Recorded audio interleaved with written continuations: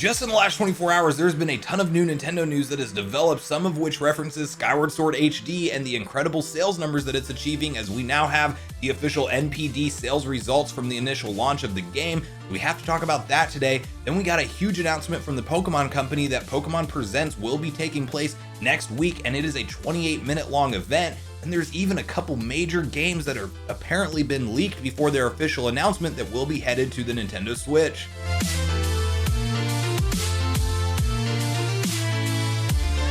What's up, Nation? If it's your first time on the channel, make sure you join Sunbro Nation by subscribing below. Hit the like button on this video if you enjoy it today, and make sure you turn on your bell notification icon so you're kept up to date with all the newest gaming news. As I mentioned, guys, we're talking about a few different stories today, the first of which I want to kick it off with some good news around Zelda Skyward Sword HD and its initial sales performance. As if you guys don't remember, just a few months ago, there was a lot of talk from the hardcore Nintendo fan base that was basically stating that Nintendo was doing a lazy, lackluster port of a old $50 Wii title, and it was not worth a $60 price tag. Then we had the entire controversy with the Loftwing amiibo having a pretty valuable feature, but in my opinion is not a game-breaking feature by any means, locked behind it, and that is a fast travel to the sky without needing to go to a bird statue to actually return to the sky. And so you had a lot of fans that didn't really see the full picture of what Nintendo did with this game, and I think a lot of that fell on Nintendo themselves. As they did present all that kind of like the Loftwing stuff first. They didn't really give us a full quality of life trailer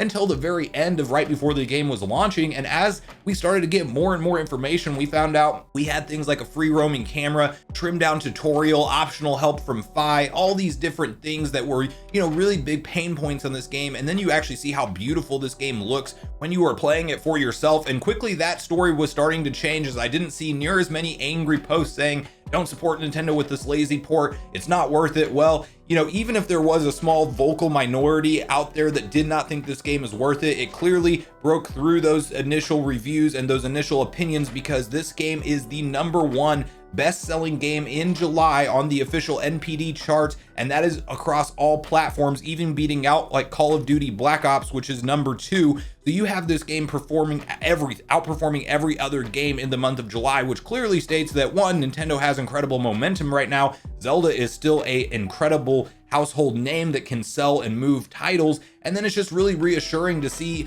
that a lot of people are going to get exposed to the origin story of The Legend of Zelda, because I'm having a blast playing this game. And I was originally not a huge fan of the Wii version, and it was just because of the force motion controls for me at the end of the day. But seeing all the enhancements and all of the HD upgrade and the textures and how beautiful this game looks and the incredible story it has to offer, there's no reason to not go out and pick it up. So anyway, I'm glad to share that Skyward Sword HD is doing very well in the sales numbers, and I'm sure that this is going to only fuel the fire for hopefully more Zelda remakes and ports coming to the Nintendo Switch. I'm really holding out hope for an Ocarina of Time HD port, and then of course you have the heavily rumored Wind Waker HD and Twilight Princess HD ports, so hopefully we see those on the Switch before too much longer. But it is good news and reassuring to see that even with all the controversy around Skyward Sword HD, that it is obviously selling very well and will be a Nintendo title that will probably continue to sell extremely well at the top of the charts really all the way through the holiday season, until some of the other big games that we're going to talk about do come out and probably eclipse it. And then from there, we had the major announcement from the Pokemon Company that they will be holding a roughly 28-minute long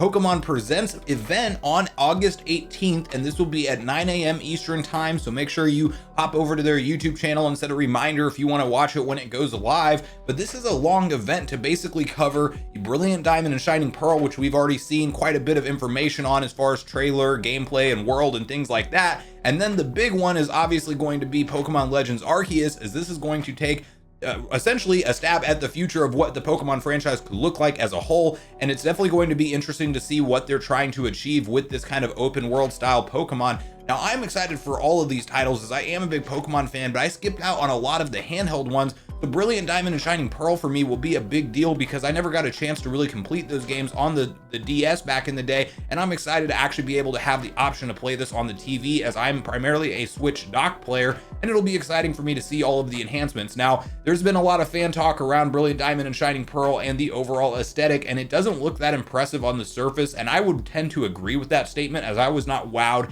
at all by the trailer when I saw it. But they are very much trying to stick close to the original aesthetic of the game, and it just looks like they basically up-resed and upscaled and added in new textures to what would have been 3DS or DS style sprites rather. So, you know, it's one of those things that for me, I'm a little bit indifferent on the way that the game looks, but for me, since it's not going to be something that I've played through all the way before, I'm very pumped for those games. So we will definitely get more information on those two titles. And then the big one for me that my eyes will be on is Pokemon Legends Arceus. As you know, when it was first presented to us, it looked incredible and definitely an open world experience Pokemon style game, but there was also a lot of talk about, you know, maybe it was an early build because there was not very much going on in the world, and the grass textures, the tree textures, the ground textures, everything kind of looked a little bit simple. So I'll be very excited to see if things have been upgraded, if, you know, the game is noticeably better and more impressive looking than when we saw it the first time around. But make sure you have your calendars and reminders set for August 18th to watch this Pokemon Presents. And I think this rules out the fact that, you know, we obviously won't see these games featured in something like a September Nintendo Direct, and they will be getting their own 28-minute long presentation. So if you're a Pokemon fan like I am, it's going to be a very exciting day on August 18th. Now, the last couple major things we're talking about today are two very different but very huge game series in their own rights that have apparently leaked ahead of their official announcement to the Nintendo Switch, and they will be heading to the platform. Now, one of them is more solid than the other, but we will dive through both. First of which will be the Grand Theft Auto collection, and this will be Grand Theft Auto 3, Vice City, and San Andreas, as just yesterday it made the rounds that Kotaku basically confirmed with 3 different sources. So they're very confident in this report, and Kotaku is at, you know, they obviously have a great track record when it comes to gaming journalism, and they can confirm that these games will be making their way to the Nintendo Switch in a digital only release from the sounds of what they know right now, which is very surprising to me because this is a big deal. I mean, Grand Theft Auto has not been on a mainline home Nintendo console at all ever. They only had one game released on the 3DS, so it's one of those things where this should be a very big deal, and I'm surprised that it won't be on retail shelves. But it does appear that this will at least be coming to digital only, and it'll be those three classic Grand Theft Auto games. And the exciting thing to me is that it does look like it's in Unreal Engine, and they are doing a mix of old and new graphics. So I will be excited to actually see the trailer for this game when it drops. It will be coming to all platforms, so you don't have to get it on the Switch, but I think that it's going to make the most sense and sell the best on the Switch, as this will be, again, the premiere of this series, making it to a mainline Nintendo console. But in addition to that, you know, you have the portability factor, which I think makes a ton of sense for especially the older games in the series, like 3, San Andreas, and Vice City. So I will be very excited to check these out, and hopefully we get an official announcement soon. But it does appear that these are in the works, as again, 3 different sources from Kotaku has confirmed this, and from the sounds of things, these are actually in the final stages of their development. So we should be seeing some marketing and media hype ramp up soon for these titles, and hopefully that official trailer to show what these will look like, and hopefully they run just as great on the Switch as they do on the other platforms, as I do think these games are definitely old enough that you should be able to get great performance whether you're in portable or docked mode on the Switch. So this will be an exciting one for Grand Theft Auto fans out there. I'm not the biggest fan of the series overall, but I think that these games I will pick up. I do have some very fond memories of Vice City when it came out on the PS2 way back in the day, and I haven't really kept up with the series over the course of time,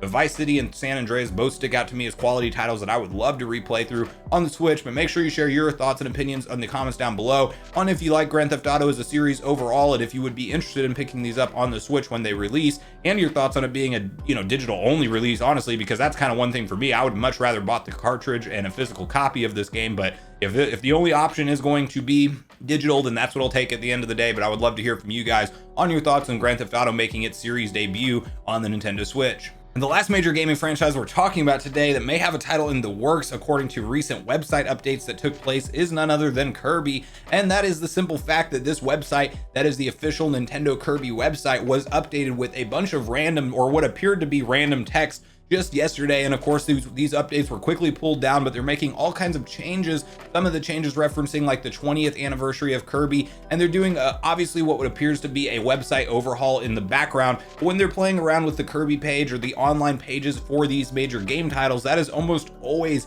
an indication that Nintendo is planning something behind the scenes, and we are obviously due for another Kirby title. And there was even recent interviews and reports from the series creator basically saying that they want this next Kirby game that they're working on to be essentially a new start for the series as a whole, and kind of bring it into the next generation, similar as what we've seen done with like Zelda in their Breath of the Wild strategy, and what we're seeing, like just what we talked about, like Pokemon trying to kind of create that with Legends Arceus. So, this could be a big turning point for Kirby, as I love and have super nostalgia for this series overall. But if I'm being totally honest, the recent installments have just felt like a little bit too easy for me and a little bit too repetitive. Like the classic 2D style Kirby combat and the way that you traverse through the worlds and the levels has just gotten a little bit too repetitive for my taste. And it's a little bit, it's not challenging enough for me to really get excited about Kirby Superstar Allies. Like, I played through that game on the Switch and I wasn't impressed enough to go put any extra playtime into it. I just completed it once and it was done with it, and I've never really touched it again.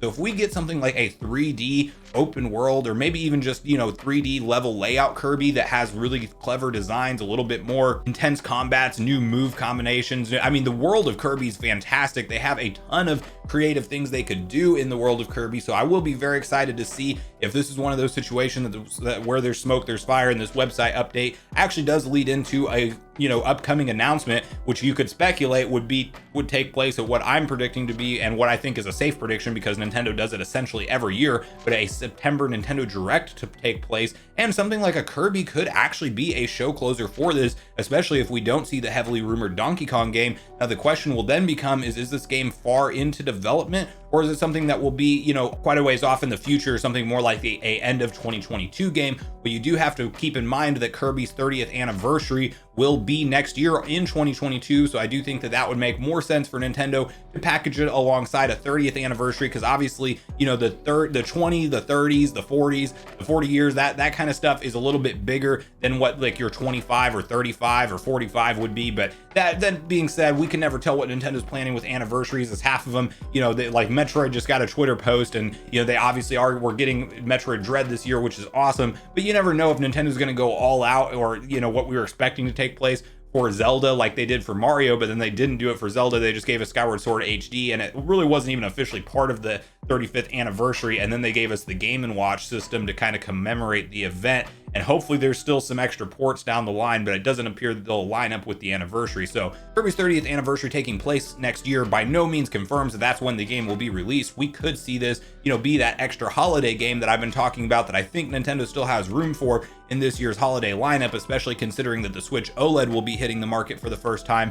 So, all that stuff remains to be seen. But at this point in the video, guys, I want to hear your thoughts and opinions on everything we talked about today. From the initial, Zelda Skyward Sword HD sales, are you enjoying your playthrough of the game right now? Do you think it deserves the sales numbers that it's getting? And then do you think that we'll see more Zelda ports due to the success of this recent port from Skyward Sword HD? And then obviously, the other big stories, are you hyped for the Pokemon Presents, the Grand Theft Auto games coming to the Nintendo Switch? And do you think that this website update around Kirby really means that we're around the corner from an official announcement from Nintendo? So make sure you share all your thoughts and opinions in the comments down below before you do leave the video today, as I do look forward to getting a back and forth conversation started with you guys around this topic. Thanks so much for watching the video today, everyone. I do truly appreciate you all sticking around until the end. I do at this point in the video want to invite you all one more time to join Sunbro Nation if you haven't done so already. Do so by subscribing below, hit the like button on your way out if you enjoyed it today, and make sure you turn on your bell notification icon so you're kept up to date with all the newest gaming news. That's going to do it for me, guys. I hope you all have a great day.